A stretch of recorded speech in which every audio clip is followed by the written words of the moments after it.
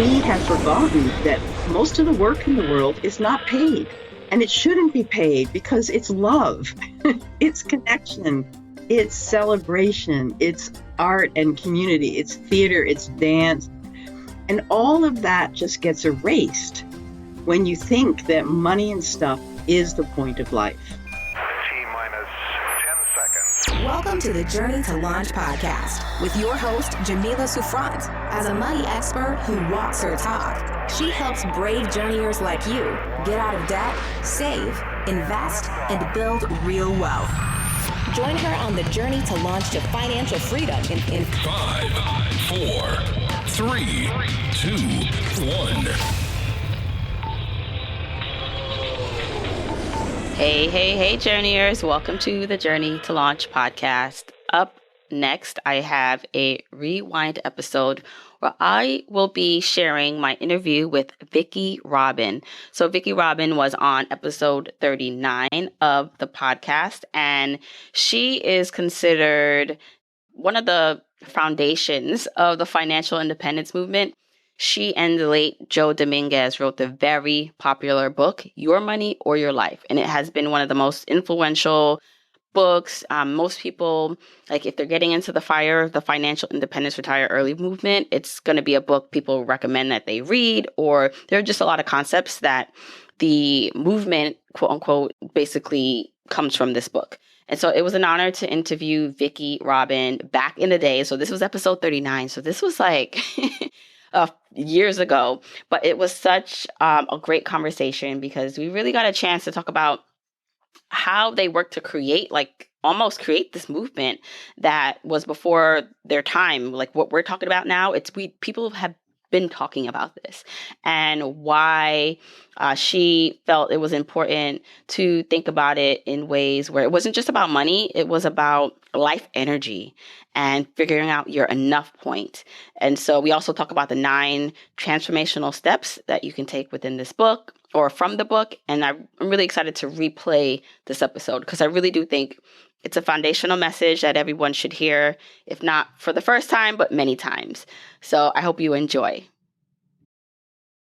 If you want the episode show notes for this episode, go to journeytolaunch.com or click the description of wherever you're listening to this episode. In the show notes, you'll get the transcribed version of the conversation, the links that we mentioned, and so much more.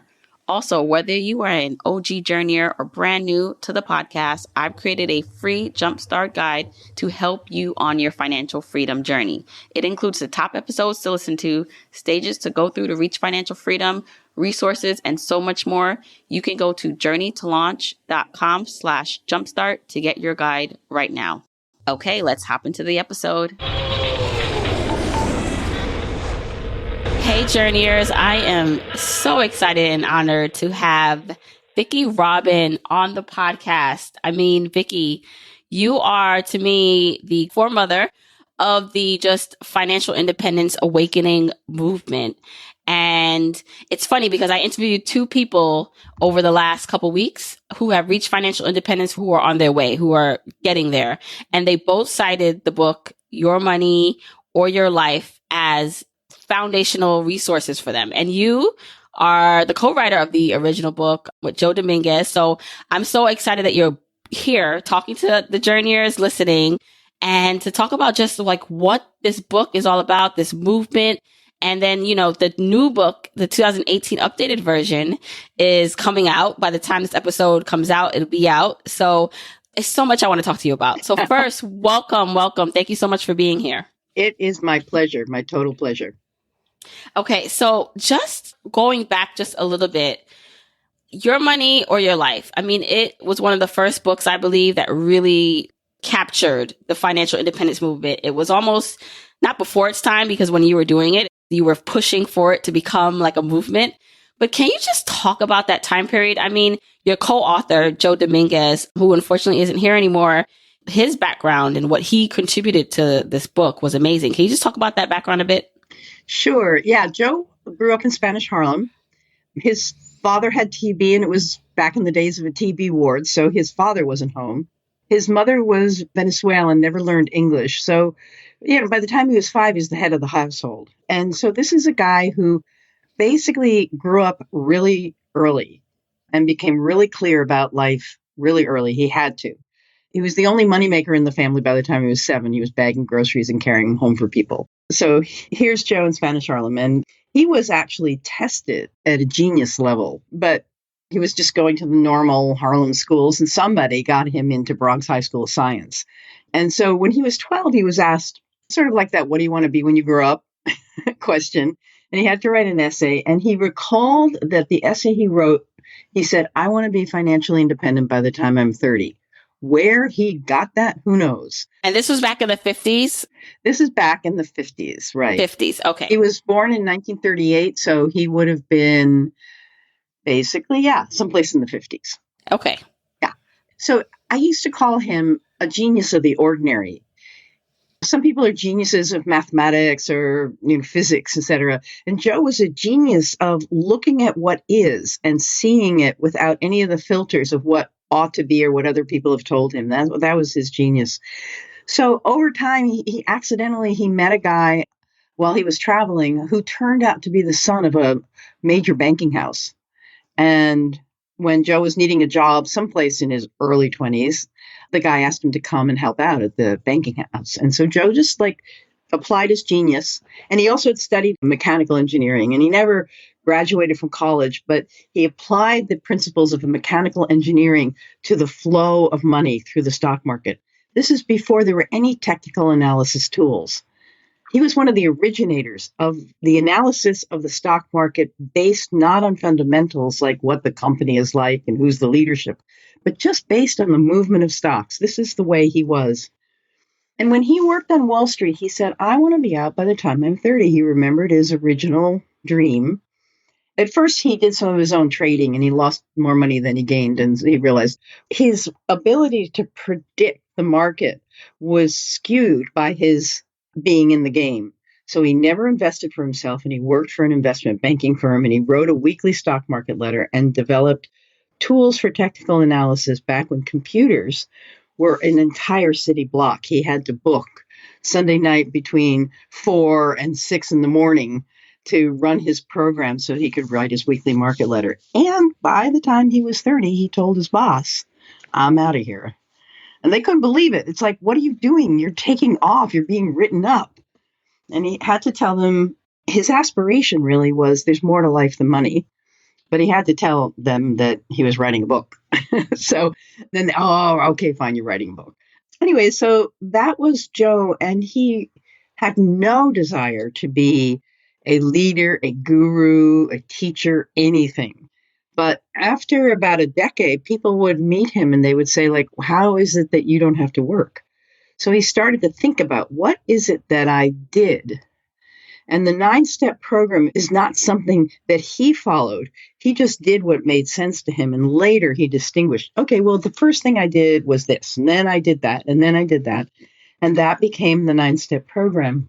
And by then I'd met him, and I had a small inheritance that I'd gotten from my grandmother. I mean, $20,000. And I had parlayed that into basically being able to leave my job and going and traveling. He said, you could invest that and live on the interest income from that. At that point, Treasury bonds, U.S. Treasury bonds, were up around 8%. And there were some other bonds that I could get at 9%. So basically, I invested my money at 9%. And I was able to live on the interest income at an extraordinarily frugal rate. I mean, I lived on just over $100 a month for 6 years of my life. Mm-hmm. And so just to set the time frame, so Joe was able to retire by 30, I believe. Mm-hmm. He retired or became financially independent at 30. Right. And so at what point did you guys meet?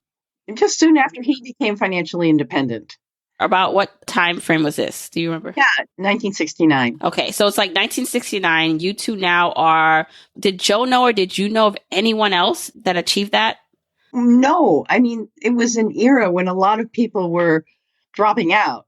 That was the era. In part, we were able to do that. My generation was able to do that, to not go on and pursue a career right away because the job market was incredibly rich with opportunity. we were harvesting the opportunities that were built by the generation before us, the greatest generation, who were incredible savers.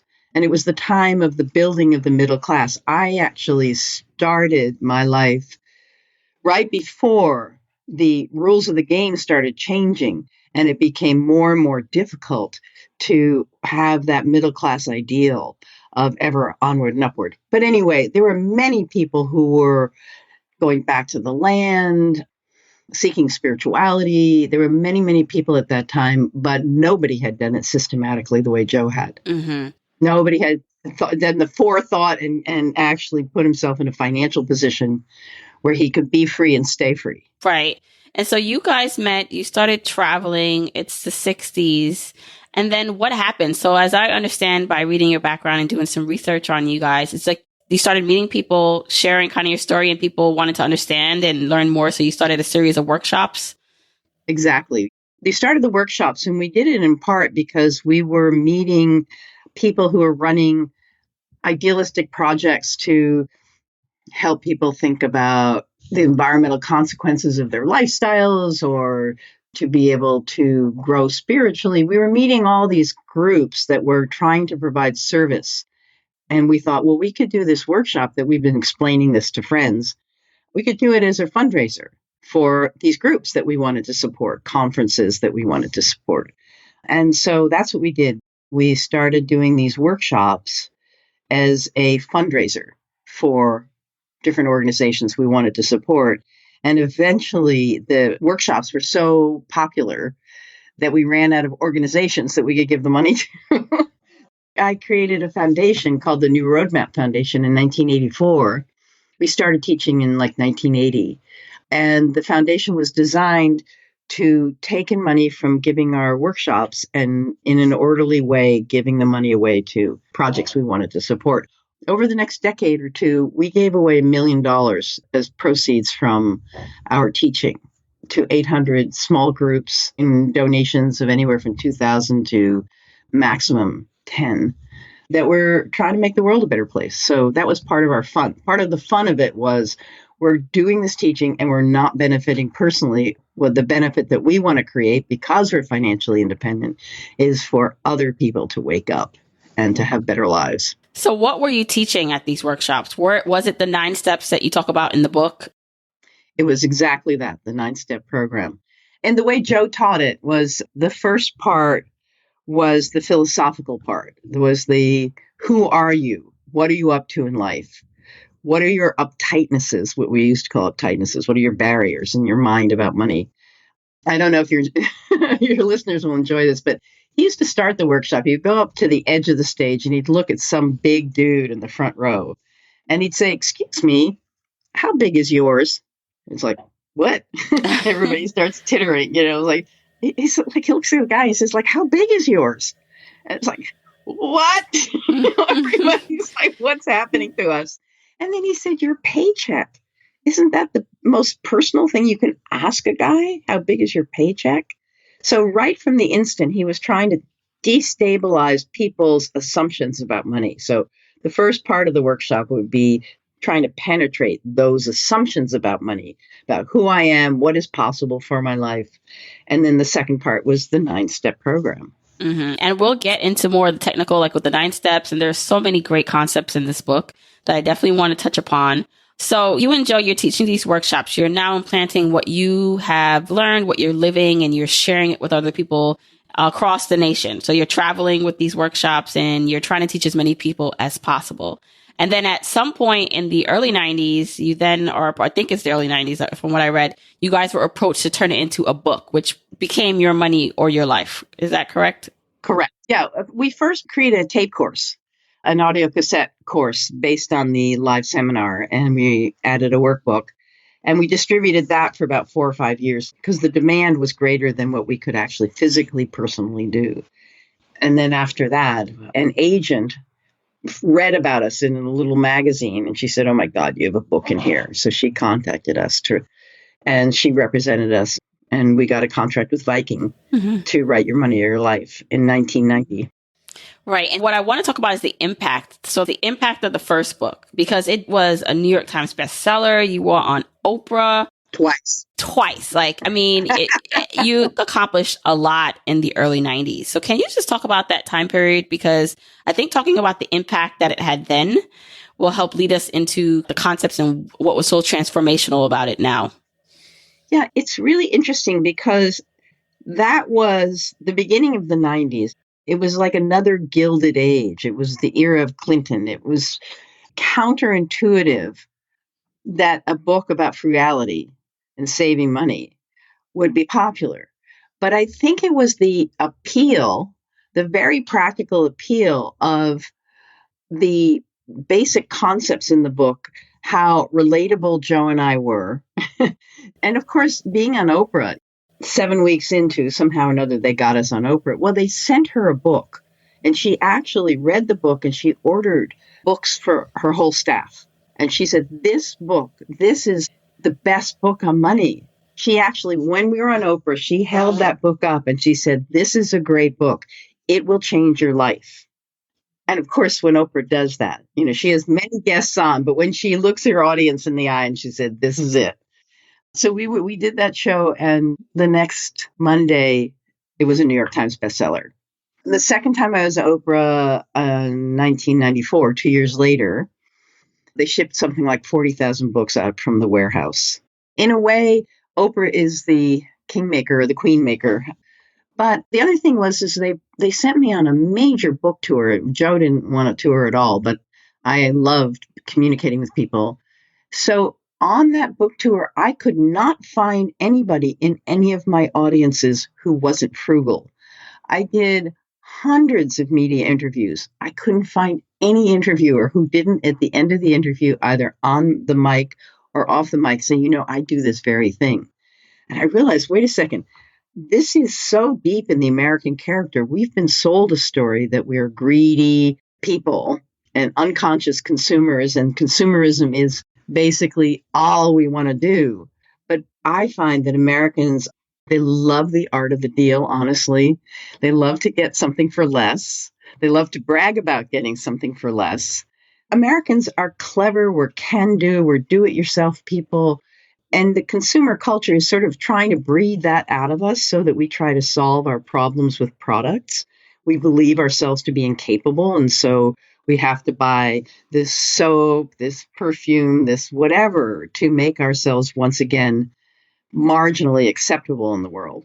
But the reality of the people I met everywhere was that they agreed with us. I said to audiences, I think I'm just making the world safe for frugality. I think we've got a frugal streak in us, and we're being told that we're greedy people, but everybody's got this frugal streak that nobody's been reflecting back to them. So I think a lot of people just felt a big relief, like, okay, I don't have to keep up with the Joneses or the Smiths or the whoever's. I don't have to do that. Right. So you were connecting with a lot of people. A lot of people were getting the message and understanding it. So you had that impact. We should mention that Joe Dominguez, he passed away of cancer. Was that also in the middle of when the book was released? He was diagnosed a year after the book came out. Mm-hmm. And I think there's another piece in here, and it was part of my drive, which was even before we were approached by that agent, I had gone to a conference. This was after we had been teaching for 10 years. And I went to a conference on this idea of sustainable development, this idea that our economic growth and the environmental integrity were on a collision course. And the United Nations has sponsored a research, like a multi-year research project about how are we going to solve this problem collectively. And there was this first conference in North America about it in 1989. And I listened to all the heads of the environmental organizations. I listened to all the people who've been on this commission and traveled the world. Every single one of them said, what we found, what the problem is consumerism. It's the level and pattern of consumption in North America, which is being exported. This is the biggest problem on the planet. And I'm sitting in the back row and I'm thinking, we've been teaching this for 10 years and we have talked to people who've done our program. And on average, their consumption goes down by 20 to 25%, and they all pretty much are happier. And many of them don't even know what they used to spend the money on. So I had this feeling like this program that we've developed, that, these little people off in the margin of society, could solve the biggest problem on the planet. So for me, at the end of that conference, Noel Brown, who was the head of the United Nations Environment Program, and he said, ladies and gentlemen, in his gorgeous English, he said, this was 1989, this is the turnaround decade. We are going to turn this around. And I thought, okay, yeah. And so I wrote Your Money, Your Life out of that passion that if we could get everybody woke about frugality and financial sanity, that we could actually solve this big problem. It's interesting. So it's almost like, because you said before, when you were doing your workshops, when you were doing your interviews, you saw that this idea of frugality and awareness was inside of people. And it almost seems like the society and the upstream people that are pushing down the agendas and the corporations that are pushing on consumerism kind of snuff that down inside of us and make us want more. And there's a lot of money behind the advertising and just society that causes us to feel that way. So it almost seems like you were thinking you wanted to awaken, like it's in all of us, right? This need for freedom, this need that we can be simple beings. We don't need all the things that we think we need. It's in us. But sometimes we get bogged down by society, by the advertisers, by the corporations. And what you wanted to do was create that awakening in people to say, hey, you don't need that. Mm-hmm. Yeah. And we believed that waking enough people up was actually going to be the sort of spear in the heart of consumerism. We really thought we could do that, which later I realized this thing is way bigger than what two little people with a book could do. But in the height of Your Money, Your Life, we figured out that we researched all the audiences of all the magazines, People Magazine, New York Times, Wall Street Journal, blah, blah, blah, all the audiences of Oprah and Good Morning America. And no. We added that all up and we said, we've reached half the country. Surely, surely this is going to change everything. So when Joe died in the beginning of 1997, we were 4 years into this project. And he had no desire for me to stop, grieve. He's like, you stay with it. You go, girl. And we'd been working with a team of people who were also very, very committed to getting this out. So I really worked for another 4 years to the year 2000, nonstop, to spread the message. And by the year 2000, which was when Noel Brown told us in 1989, was by when we were going to turn this around, I looked at it, I thought, we haven't turned this around at all. And so I put this work aside and I started looking for other approaches to social change that could maybe make a difference. So for me, this has been social change, social innovation. This is my passion. Can we change conditions in this world so that the world works for everybody, not just for the precious few? Right. So it seems like you both had this goal and you took the baton. You were really pushing to make major changes and you didn't see that happening. And you also yourself were diagnosed with cancer, right? Was that part of the reason you also had to step back? Yes, exactly. It was 7 years, almost to the day after Joe died, I was diagnosed with cancer. And it turned out to be stage 3 colon cancer. And by then, not only was there the Your Money, Your Life spinning plate, but I had started several other initiatives. So I was really, really working hard. And there was something about that diagnosis that felt like a hall pass. It felt like, oh, now I get to take care of Vicki. Mm-hmm. Now I can bring all of those threads of myself that I put so far out into the world. I can bring them in because I might not have much life left. I've had more influence than any one human being has a right to have. I was not scared of dying, but I had a sense that there was more to me than what I had invested myself in for the last 15, 20, 25 years. There was more to me than that. And I wanted to find out what the more was before I lost my life entirely. So I really changed course at that time and really let go of the work, let go of the foundation that we'd started, and just did the things I needed to do. I painted, I sang in a choir, I still sing in the choir.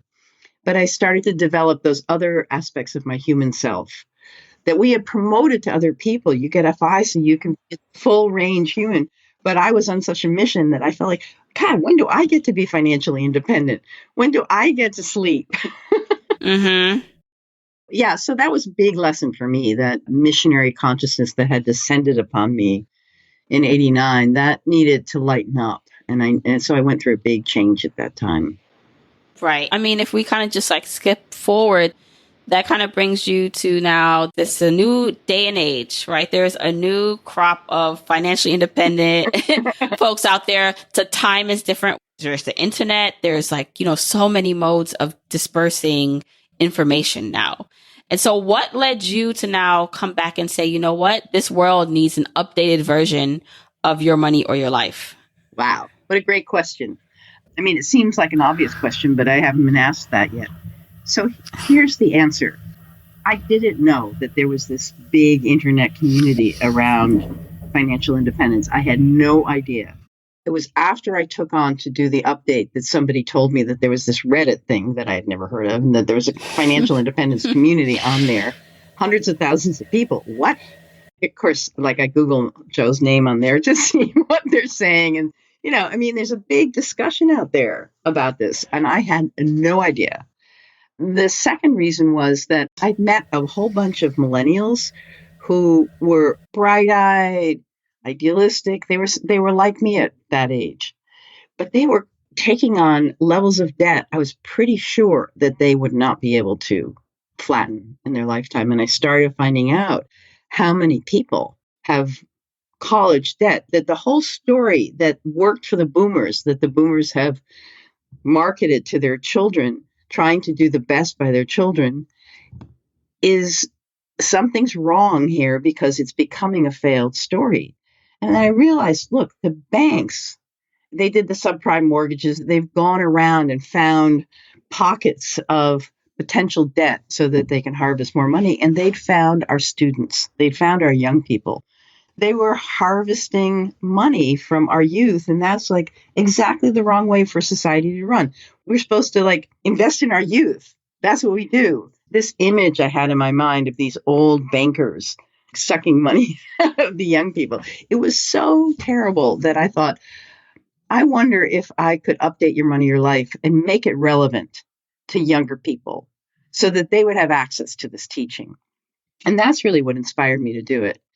There was also another part of it, too, which is that the focus of the original book, it was sort of laser focused on you're going to get financially independent as fast as possible, because this is what Joe did.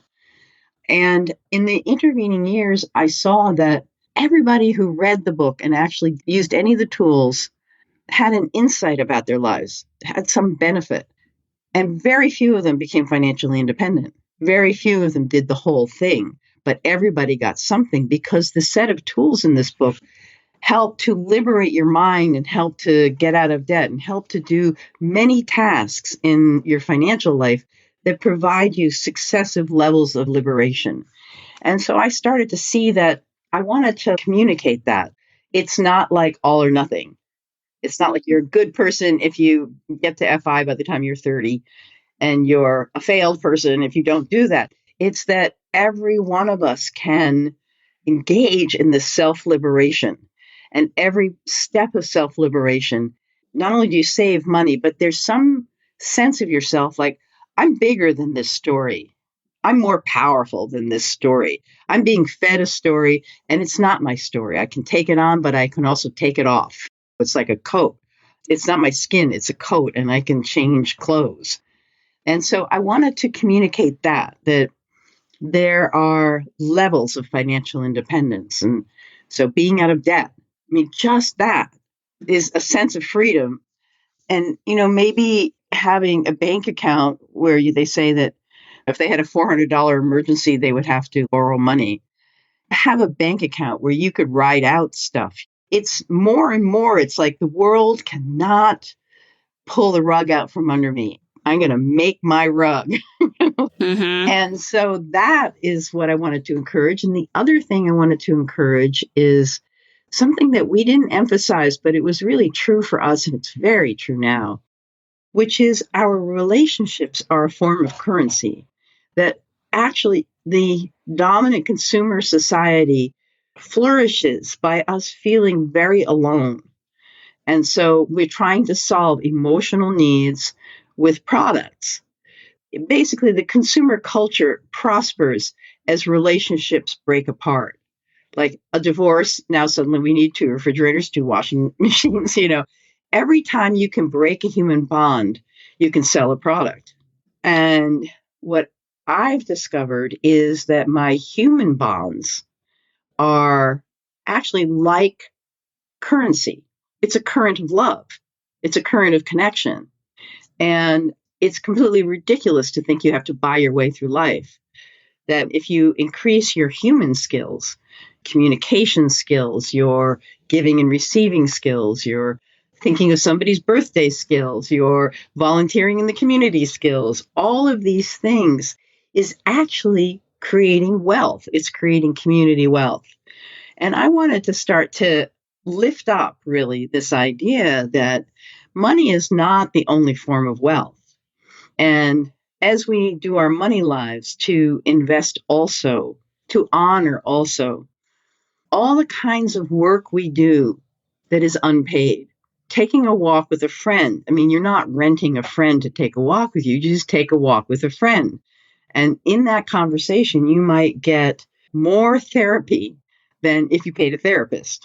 I'm not saying you should not do therapy if you want therapy, but we have forgotten that most of the work in the world is not paid. And it shouldn't be paid because it's love, it's connection, it's celebration, it's art and community, it's theater, it's dance. And all of that just gets erased when you think that money and stuff is the point of life. So I wanted to also talk about community and belonging as important parts of our financial journey. Mm-hmm. You just said so many great nuggets, and I'm just trying to decide what to actually first or what to point out first. So what I do like and what I think my audience will really, really appreciate is the fact that recognizing that this path to financial independence, whatever it may be and mean for the person listening and wanting to reach it, there are so many different levels. And there are different starting points, like you said, because, there are people graduating with tons of debt from school or who have tons of debt. There are people who are maybe starting a little later in life, starting in their 40s or 50s, understanding what this is.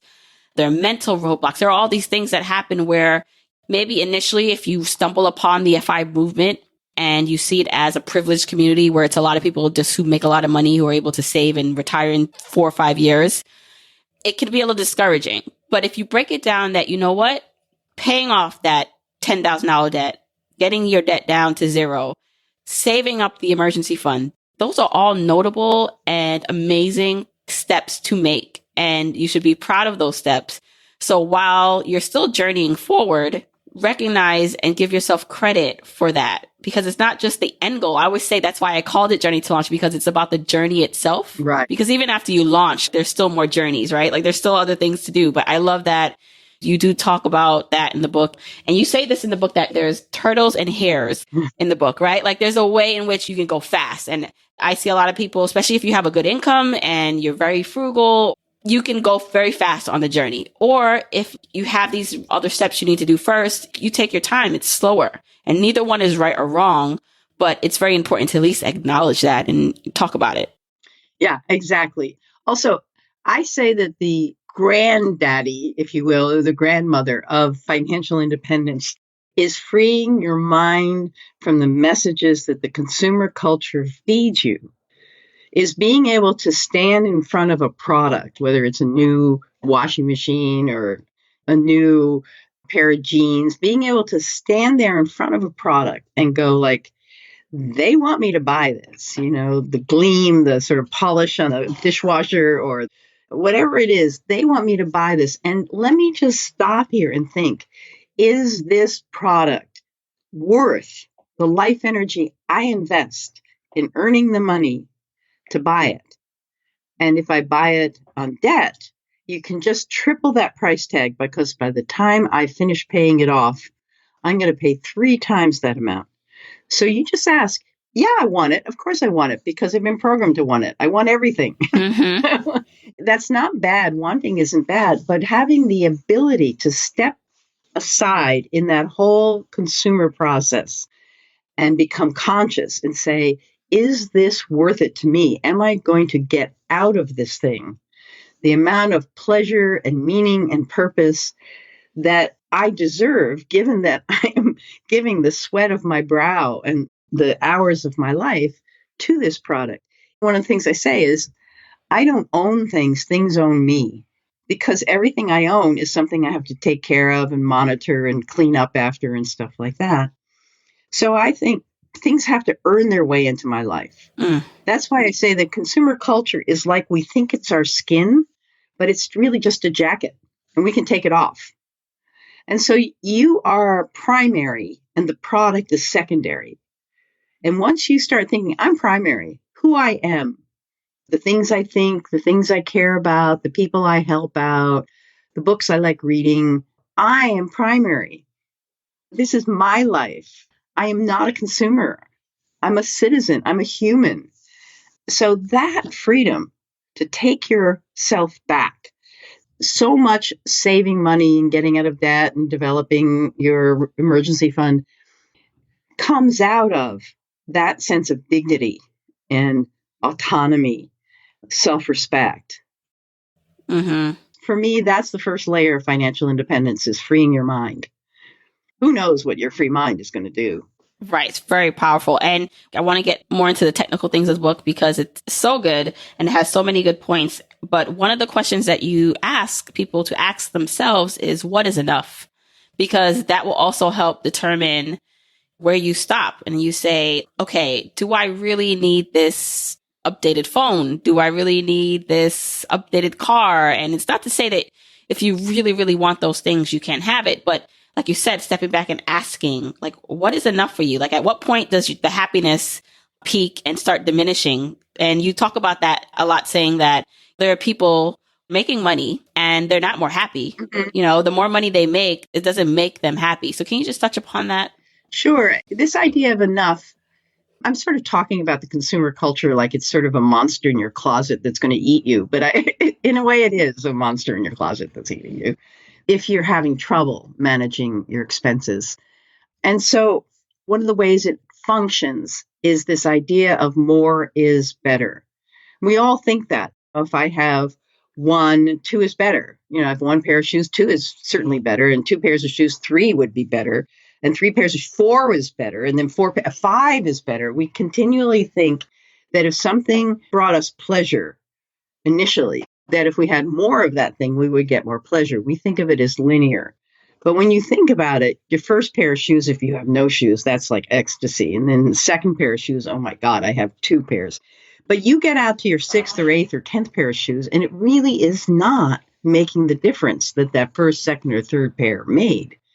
You have to observe that there's a diminishing return of repeat consumption of things that you already have. And as a matter of fact, when you get out to your 16th pair of shoes, it actually devalues the other 15. The 16th is everything sort of like, oh, those are just shoes and I can't find anything to wear on my feet. I guess I need a new pair of shoes. It is that experience that drives you to thinking, oh, I feel a little bored this afternoon, or it's been a tough week. Think I'll go and buy a pair of shoes. I know that's going to work because it worked back in first, second, and third pair of shoes. I'm just using pair of shoes as an example. It could be anything. Or it's like you're living in your parents' house and then you get your first apartment. And that is like total ecstasy. You have your own place. And then you think, this is dumb, really. You know, it's like a studio apartment. I think I need a 2-bedroom apartment. I can have a bedroom and I can have an office. And so you get your 2-bedroom apartment, spend twice as much money. And it really is actually that spaciousness makes a difference. If you keep looking for happiness in more square footage of house that you own, there's a certain point at which the house is just going to become another site of consumption. Oh my God, you know, I have to like redo the floor and have to do this and have to hire a handyman. And oh my God, the sink isn't working. And now the dishwasher isn't working. But you still have that. I remember when I got my first apartment. So maybe if I get a bigger house or a house in a different neighborhood, then I'll be happy. So we actually do not observe the point of diminishing returns for any form of consumption. So that's what we call your enough point, is when you have everything you want and need, but nothing in excess. When you have all the shoes you could possibly want. Now, that doesn't mean when pairs 1, 2, and 3 wear out, you shouldn't replace them. Enough is not a static thing. Enough is a sense that you have where you're able to look at the set of things you have that serve you. And I'm sitting here looking around my office and I think I have to throw out half the things in here, right? Because it's definitely too much. So it's being able to not look at the product, like the shiny product or the cute pair of shoes or the bow or the heel or the studs or the fringe or whatever, not look at those things, but look inside yourself and say, is this really going to add to my pleasure and satisfaction in life? And the idea of this dark consumer culture that's in your closet, the idea of it is to convince you that more is always better and that enough, the idea of enough, is deprivation. So what we're trying to do, I can't stop it enough. I mean, just enough. Like it feels like a ceiling that's like oppressive ceiling that comes down upon you. You think of enough as like everything I want and need, everything. If I like cut flowers, I get cut flowers. If I want to live in a 2,000 square foot home, that's what I want. That's what's going to make me happy. You don't prejudge it, but you develop this discernment about your actual satisfaction with the things that you have. And, it's like one of the things I talk about is that one of the ways that you can actually save a lot of money is to be grateful for what you have. You just walk around your house and go like, oh my God, that comforter. And oh my God, that plant. And you just walk around in gratitude. And it's like, you're not going to be able to buy anything because everything you have is so precious. So if you're like way beyond your enough point and you are swimming in clutter, it would just a process of gratitude for what you have is a good way to start attracting yourself back to enough. And we have a phrase in Your Money, Your Life. We say, no shame, no blame, because this is a process of becoming aware, fundamentally, your stupidity and insanity. Mm-hmm. Because we're all that way. We all unconscious. And so if you add guilt to awareness, you're never going to want to be aware. So you say, no shame, no blame, seemed like a good idea at the time. Maybe it wasn't, maybe it was. But right now in my life, that doesn't work for me anymore. And that's okay. Don't beat yourself up over a past decision. You can move forward. Yeah. And it just have it be a funny story. Mm-hmm. One of the things that you mentioned, which was in the original book, and I think it's really what awakened a lot of people to understand what was really going on, was this concept of your life energy and calculating that. Yeah. And I really want to touch upon that because I think it's such a powerful exercise for anyone to do. And it helps with this enough question. It helps with, you know what, I enjoy going out to eat. And so spending that whatever amount, $100, $60, $80 on a meal is worth it to me. You have a method in which you're asking people to figure out what that's worth via life energy. Right. And I want to talk about that. How do you figure out a life energy of something? And what is it? Right. So basically, we start with what is money. And just like I was saying, like the car or the washing machine or the new pair of shoes, that the question is, what is that out there that you're attracted to? And turning that around and going like, what does it mean to me? So money is, there's never enough. Somebody else is controlling it. There's so many ideas about this thing that somebody else is controlling, and you have to invest yourself in getting some of that. You just have to keep working hard or working a second job or whatever. But it's sort of like a game of musical chairs where you don't have any authority over how many chairs there are. I don't know. Do people still play musical chairs? I'm so old. But anyway, I'm back in the age when people played piano in order to entertain themselves at home. Mm-hmm. Anyway, so what we say money is money is something that you choose to trade the hours of your life for. You give the money in your wallet value because you invested your hours in putting it there. It's not something that's uncontrollable that somebody else gives you or doesn't give you. It's like you're investing yourself in getting that. And so then once you see that, whatever else money is, it's not fame, it's not power, it has those qualities, but what it really is concretely is something that you've traded your hours for. Then you ask, well, how good a trade is that?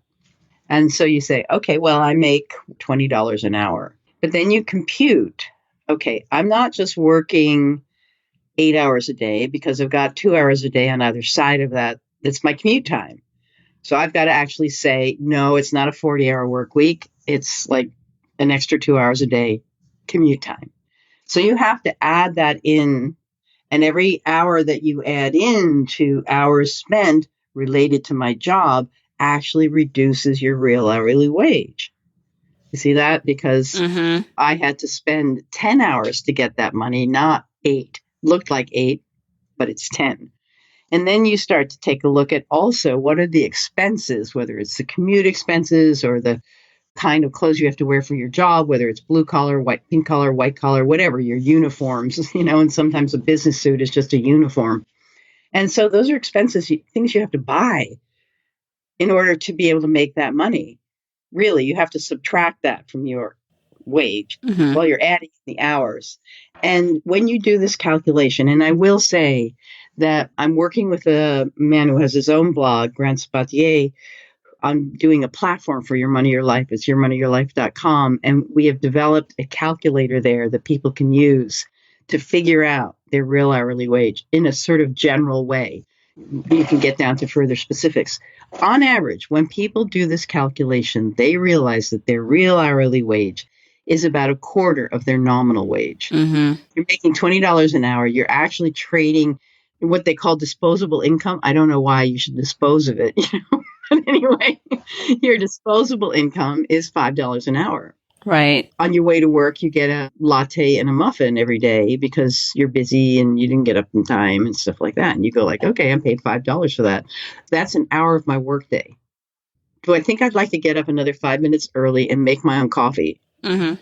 You start to realize that economizing isn't deprivation. Economizing is saving your life. It's preservation. It's preservation of your life and your energy. Exactly. And so there is nothing in that book that has been more transformational, more applicable to everybody than this idea of the real hourly wage. People can do that calculation and they realize that they're going to spend 3 years of their lives for the new car that they're buying in order to drive back and forth to their job, where your new car will sit in a parking lot with a whole bunch of shiny other new cars. Nobody has bragging rights, but you're spending 3 years on that. And we have no judgment. It's like if that SUV or whatever, that pickup truck or Lexus, if that's worth 3 years of your life, go ahead and buy it. If that's going to bring you 3 years of your life of happiness, pride, bragging rights, whatever it is that car does for you, then that's a fine purchase. And just like defend that purchase to the max. But if you're getting nothing from it than transportation and you had a car that would have lasted you another 10 years, just think about it. And I think it puts you in that position of awareness, like stepping back and saying, okay, I do want these things, or I think I want these things. But when I calculate how much of my life energy to buy this, so a new car, it might take me 3 years of my life energy to do that. Buying this bag, it maybe take me 6 months worth of working to buy that of my life's energy. If you know that and you are confident and you say, you know what, but I still want it and it's worth it for my happiness, then like you said, it's fine. But a lot of people do not understand how it ties in the calculation. So this is why I do think it is such a popular concept in the book. And I'll link anything in the show notes. So there's 9 steps in the book. I mean, I could talk to you for hours and I know we don't have that kind of time, but I do want to just touch upon, we don't have to go through the 9 steps, but I did hear you say there's 9 steps on the journey or on the path to financial independence. But I heard you say somewhere else that you think the most transformational steps, and you could have changed your mind since then, that's fine, were steps 2, 3, and 4. Can we touch upon what steps 2, 3, and 4 are and why? Yeah.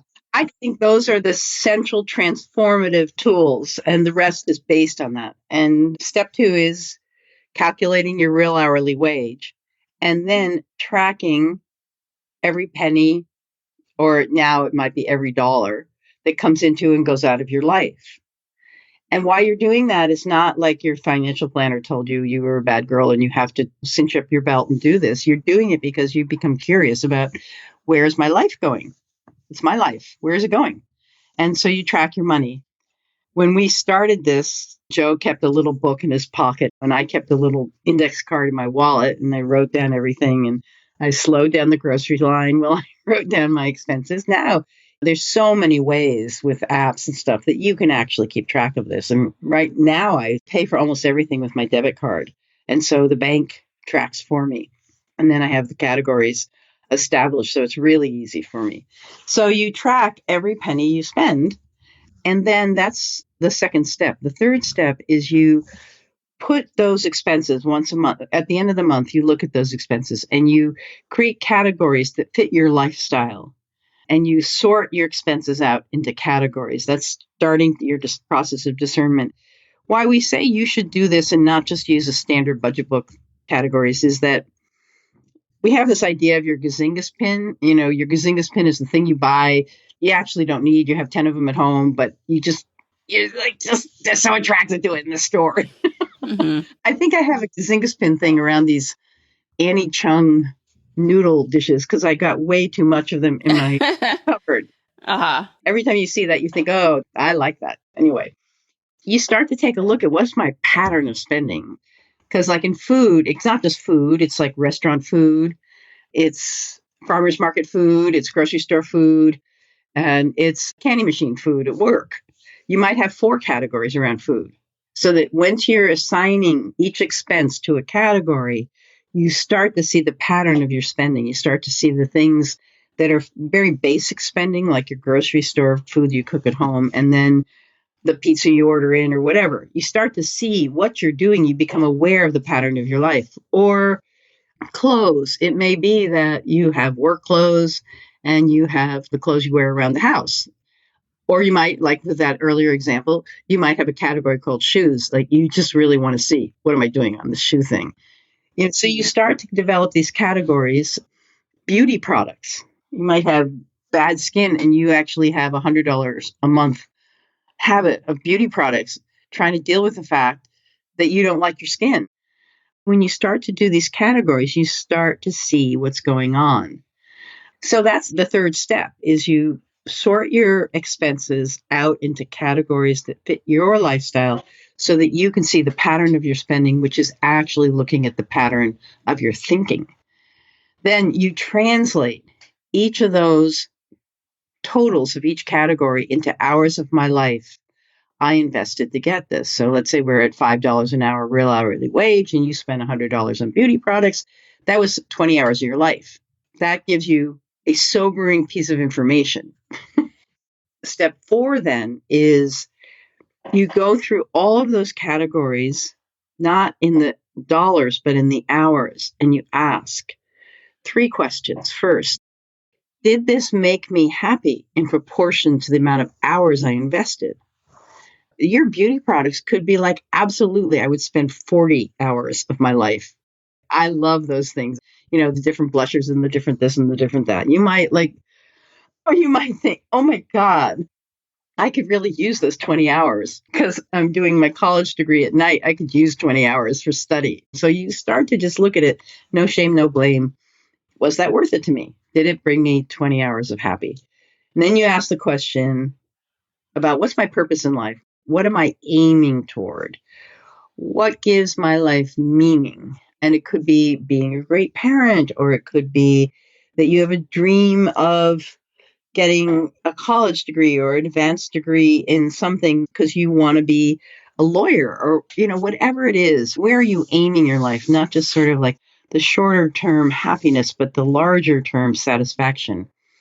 And you say, okay, beauty products, you know, is that taking me where I want to go? Absolutely. I'm trying to be an actress and I'm trying to break into musical theater in New York. I need those beauty products. I would spend twice the amount. Or you could say, no, that actually doesn't. I'm just saying, I'm using that as an example. I don't know why I picked that up. And then the third question is, if I were financially independent, if I didn't have to work, if I didn't have to work for money, if I worked for love or purpose or other reasons, what would that expense look like? Back to the beauty products, back to 20 hours for beauty products. You just guess and you say, I think that would be half if I actually wasn't trying to impress people or get a job or stuff like that. So those are the 3 questions. That's step 4. And when you ask those questions, you're not doing it with shoulds and oughts, like, oh, I shouldn't spend this or I should spend it, or, you know, there's nothing there other than awareness.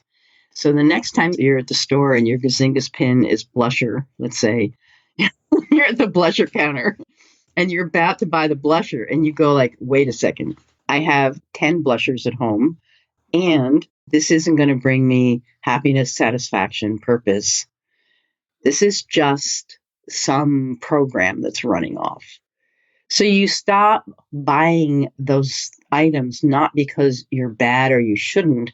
You just stop wasting your life energy. And so those 3 steps, tracking your money, putting it in categories that fit your life so you can actually see what's going on. You can bring an unconscious process into consciousness. And then asking those questions.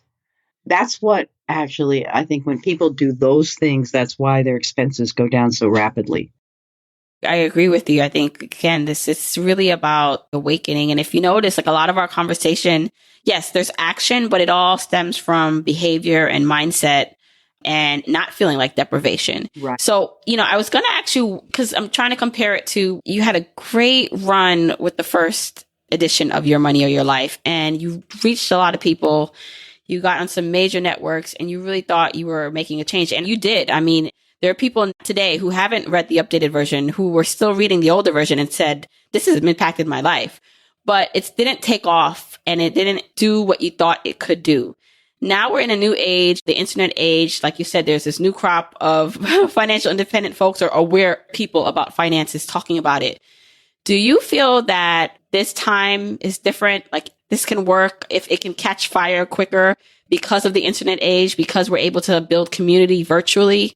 Now there's more support around this topic where maybe before you had to know someone in real life to feel connected and to feel supported on your journey. But now, even if no one in your real life gets it, even if everyone in your immediate circle are consumers and they're just looking at you like, I'm going to spend my money because I'm going to die soon, so I don't want to hear what you have to say. You can go online and then you could connect with so many other people who are thinking like you or who are struggling to get out of that hold. And maybe then it stick. So do you think that will create that change and that difference? I think that would be great if it does. I mean, as I say, I was stunned to find out that there's this thing called FIRE, financial independence retire early. I had no idea. And I found, by and large, the people in this community are aware, generous with their time, and people love giving each other advice and cheering each other on. It's really quite wonderful. I have a different sense of what making a difference. My life adding up to changing the world. Back then, as I say, I was sort of a missionary. And now I understand I am one of many people trying to create a healthy world, a world that will be better for our children. I'm just one of many people, and I trust this network. I trust the network of people who are tending our world toward the good. I will join the chorus, but I'm not the chorus leader. I don't have to see evidence in my lifetime. I don't have something that I call a benchmark of a number of people reached or anything. I just want to empower people to see their lives in a bigger context and with more sense of possibility. I also think that we are further toward this questioning of consumerism, questioning of the dynamics of the capitalist system and whether it's going to work for everybody. I think that people are waking up that the bigger system is rigged, that not everybody is playing by the same rules, that there are people up there somewhere who are rewriting the rules so that those of us who are in the middle here are not advancing in the way that the middle class used to advance. And it's becoming harder and harder. The cost of rent is going up, minimum wage or average wage. We're starting to understand that they're skewed and questioning that. Now, I know that we have a very conservative Congress at the moment, so I don't think there's evidence of the shift, although I would say that the enthusiasm for Bernie Sanders back when shows that there's a lot of people who are questioning the big story. I think more people are willing to question their loyalty to the consumer culture because there's more people are realizing This thing is not designed for my happiness.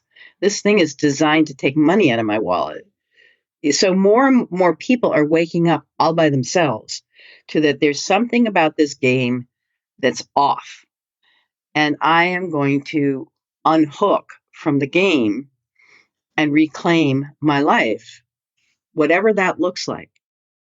The FI approach, whether it's your money or life or whatever, is like a filtration system. Like you're in a pond and the pond is polluted, and this filters so that beyond the filtration system, your life flows in a much cleaner and clearer way. But I'm interested in like, why is the pond toxic? What's the input into this pond? And I'm interested in things that would actually make life better for people on this path. If we had healthcare for all, healthcare is a right. You don't have to have a corporate job in order to have access to a doctor. This is insane. I can't tell you the number of people who say my job is killing me, but I can't leave because I need the healthcare. So these are things that I would like to look at with this FI community is I think we need to advocate for some changes in policies that would be beneficial to ordinary people who are trying to crawl out of a financial hole. And I think healthcare for all is one of those things. And we just need to work for it. And we should ask for it. And it makes sense. And everybody gets that we have one of the best healthcare systems on the planet. We have an industrial nation. We have the worst access to our system, even though we have the best system. We have to fix this. So these are some of the things that I'm thinking about now. I'm not thinking that we're going to stop consumerism. I'm thinking about how can we reshape some of these rules of the game so that people who want to go sane about money don't have to swim that far upstream, that hard upstream to get there. Yeah. And part of that too is the student loan debt crisis and the debt that people are saddled with and jobs that will never allow them to really pay that off. And not being aware, like all this stuff is tied in. And I'm so glad you're mentioning the bigger picture because there are some things that are outside of our immediate control. There are some systematic things, especially for some people of color or people of color in general, or people born in certain economic backgrounds. It's harder. And there is a difference between the privileged and the non-privileged. And I'm one to believe that even if you are not born privileged, you can fight and you can swim through that. But there are some people who do need an extra boost or help to be able to get to that step, to at least be on a level playing field, right? So I love that you talk about that and you acknowledge that because it's so important. We have a Facebook group currently. I'm encouraging people to sign up from the yourmoneylife.com community because we're building a really rich set of resources on that platform. But there is a Facebook community at the moment. And one of the guys from Australia said, I've had free education and I've had free healthcare. It's like so easy for me to be FI. Most of the people I meet from European countries, they're just perplexed at how upset we are about our payment system for sickness care. So we have to get that how it's stacked up in this country makes no sense unless you take a look at it's designed for corporate profits, not for health. Mm-hmm. It's not the doctor's fault. It's this payment system that we have set up. Yeah. And the student debt, I have a friend in Holland who went all the way through medical school. It was paid for. They recognized what they were getting out of it was a doctor. That's pretty valuable. And if this person was willing to bust butt until she was almost 30 to become a doctor, we should support her. That makes sense. Mm-hmm. You have to just see that the way it's set up in our society makes no sense unless you think that the whole thing, everything, is designed for corporate profit. That's the only way it makes sense. Mm-hmm. Mm-hmm. And I'm not ragging on corporations. It's just one way to organize financing, growing things that could be very beneficial to us. I mean, it's not that the corporations are bad. It's like the rules of the game at the moment, the playing field is too tilted. The other thing I'm looking at is this question of, they call it universal basic income. Is there a way in which everybody in society should have a financial floor? One of the things that inspired me to do this update was discovering that everybody I knew, from the person in their 80s who I know has a lot of money, all the way down to these college students, they're all scared about their financial lives. Everybody's scared. They're scared that the rug is going to get pulled out from under them in some way. And when that rug is pulled, there's actually no floor. You're going to fall. Right. And that's not kind. It's not beneficial. There's no really good reason why we should render our society as indebted and as scared. And so that's what I'm saying is like, even from the richest person, everybody has this sense of instability. So I think we need to take a look at that and take a look at what are simple shifts in some of the policy things that can help out with this. It's a passion of mine.